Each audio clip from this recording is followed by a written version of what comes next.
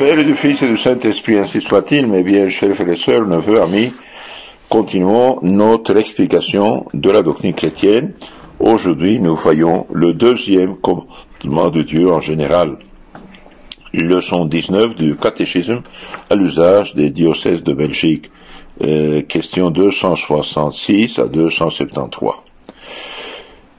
Son deuxième commandement, son saint nom tu respecteras, fouillant blasphème et faux serment. Donc il ne faut pas jurer en vain le saint nom de Dieu. Que nous ordonne le deuxième commandement de Dieu? Le deuxième commandement de Dieu nous ordonne de respecter le saint nom de Dieu et d'accomplir les vœux que nous avons faits, les promesses faites à Dieu. Donc, respecter son saint nom, ne pas jurer en vain avec mensonge, et accomplir les vœux, les promesses faites à Dieu. Que nous défend le deuxième commandement? Eh bien, le deuxième commandement de Dieu nous défend tout manque de respect envers le saint nom de Dieu, et en particulier nous défend le blasphème, la violation des vœux et le mauvais serment. Donc nous défend le manque de respect au nom de Dieu, en particulier le blasphème, l'injure, la violation des vœux et des mauvais serments. En quoi consiste le blasphème, qui est un péché très grave? Le blasphème consiste à dire du mal de Dieu, de ses saints, ou des choses sacrées, par exemple, en disant ou écrivant que Dieu n'est pas juste, ou n'est pas miséricordieux, et qu'il ne se soucie pas du monde, etc., etc. Que la religion ou l'Église est la cause de tout le mal qui arrive sur la terre. Eh bien, ce sont des mensonges, tout ça, c'est grave. Dieu est juste, et nous a donné la liberté, et nous sommes responsables de nos actes. Celui qui prend par jour 3, 4, 5, 10 litres de vin, d'alcool, bon, à la fin, va tenir cirrhose ou je sais pas quoi, il va mourir. Ce n'est pas la faute de Dieu, n'est-ce pas? L'Église, eh bien, l'Église, c'est la bienfaitrice numéro 1 de l'humanité. Quand on connaît un peu d'histoire et on n'est pas intoxiqué par des films, des livres, des mensonges, n'est-ce pas? Bien, donc, le deuxième commandement de Dieu défend tout manque de respect au saint nom de Dieu, la violation du vœu et du serment. Qu'est-ce qu'un vœu? Un vœu est une promesse faite à Dieu d'une œuvre bonne avec l'intention de s'obliger sous peine de péché. Donc, le vœu est une promesse faite à Dieu d'une œuvre bonne avec l'intention de s'obliger sous peine de péché. Commettons un péché en manquant à son vœu. En manquant à un vœu, on commet un péché, et même un péché mortel quand on s'est engagé à faire une chose importante sous peine de faute grave. C'est pourquoi, avant de s'obliger par vœu, il faut bien réfléchir et demander conseil au prêtre. Qu'est-ce que jurer ou faire serment? Jurer ou faire serment, c'est prendre Dieu à témoin de ce qu'on affirme ou de ce qu'on promet. Donc, si ce qu'on affirme est faux, ou ce que l'on promet, on n'a pas l'intention d'accomplir, eh bien, c'est un perjure, c'est un péché mortel, c'est un péché très grave.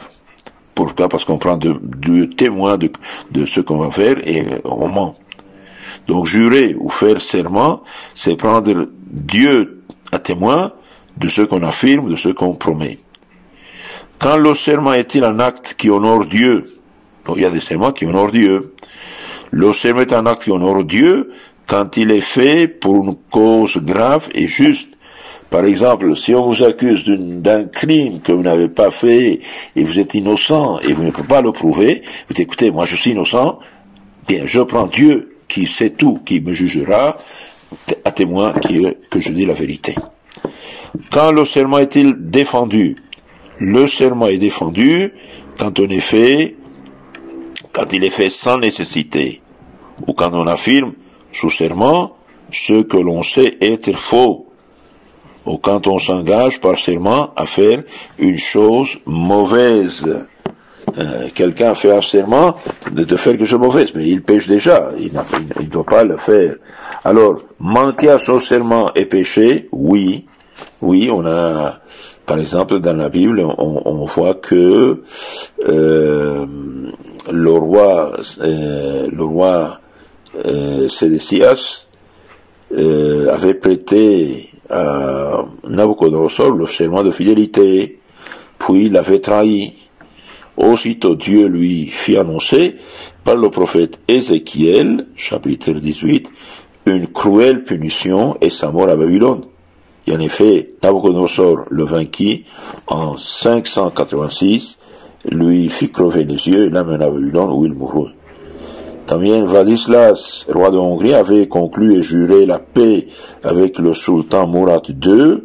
Malgré cela, il recommença la guerre et à la bataille de Varna, il fut tué avec la plupart des grands de son royaume l'année 1444. Et malheureusement, cette bataille a ouvert les portes totales d'Europe occidentale à l'invasion turque. Maintenant, on va un peu approfondir ce thème du deuxième commandement. Vous ne prononcerez pas le nom de Dieu en vain, c'est-à-dire, vous ne le prononcerez pas sans respect. Par le nom de Dieu, on n'entend pas tant les lettres et les syllabes dont le mot est composé que la majesté de Dieu. Donc, on ne doit pas prendre Dieu témoin de nos mensonges, de ce que nous affirmons à la légère. Par le second commandement, Dieu nous ordonne de témoigner à sa majesté suprême l'honneur qui lui est dû et défend tout ce qui blesse ce respect. Nous devons le respect au bon Dieu parce qu'il est maître d'une majesté et d'une bonté infinie. Nous devons témoigner notre respect à Dieu en invoquant souvent le saint nom de Dieu avec dévotion et affection, notamment au commencement de chaque action, dans nos besoins et à leur dire, mon Dieu, venez à mon secours. L'Église désire que nous invoquions souvent le nom de Dieu, avec respect bien sûr, car pour chaque invocation des noms de Jésus et Marie, elle nous accorde 25 jours d'indulgence. Et nous devons montrer notre respect en montrant une haute estime pour tout ce qui est destiné au service de Dieu, surtout pour ses ministres, les choses, les lieux sacrés, les cérémonies du culte. Nous sommes tenus de souvent louer Dieu pour ses perfections et sa bonté infinie, surtout après avoir reçu de lui les bienfaits. Le respect de Dieu interdit la prononciation inutile du nom de Dieu et d'autres noms sacrés. Interdit les imprécations, c'est-à-dire de souhaiter du mal dans la colère employant des noms sacrés, souhaiter du mal à soi ou aux autres. Dieu punit souvent ceux qui maudissent en laissant s'accomplir l'imprécation. Donc Dieu punit ceux qui maudissent en laissant s'accomplir l'imprécation, l'avoir souhaité mal contre soi-même. Cette mauvaise habitude met en danger le salut éternel. L'imprécation est le péché de l'enfer, qui mérite l'enfer, où elle se trouvera pour son châtiment. Aussi, la profanation des personnes, des lieux, des choses ou actions consacrées à Dieu est péché. Le blasphème, il se commet par des paroles outrageuses contre Dieu, des saints et des objets consacrés à Dieu. C'est un péché très grave. On peut ranger aussi sur cette rubrique le sacrilège, ou profanation d'une chose destinée au culte de Dieu. Le blasphème et le sacrilège sont des péchés vraiment diaboliques et de la plus haute gravité. Dieu punit terriblement le blasphème en enfer et souvent déjà en cette vie. Il est puni aussi dans le code de beaucoup de nations civilisées. Autre péché, la simonie. Elle consiste à acheter les choses sacrées pour de l'argent, pour des choses estimables à prix d'argent.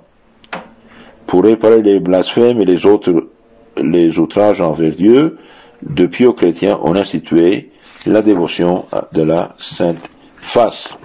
Eh bien, si Dieu veut, dans la conseil suivant, on va un peu approfondir ce thème du grand respect dû au saint nom de Dieu et aux choses saintes. Ayez la charité, s'il vous plaît, de renvoyer ces causeries à vos contacts pour aider dans l'évangélisation. On a encore beaucoup de chrétiens, malheureusement l'ignorance elle est grande, donc ayez la charité de renvoyer ces causeries à vos contacts pour que d'autres personnes de bonne volonté connaissent mieux la foi, respectent plus Dieu et son saint nom. Que Dieu vous bénisse, la Sainte Vierge vous garde, au nom du Père et du Fils Saint-Esprit. Amen.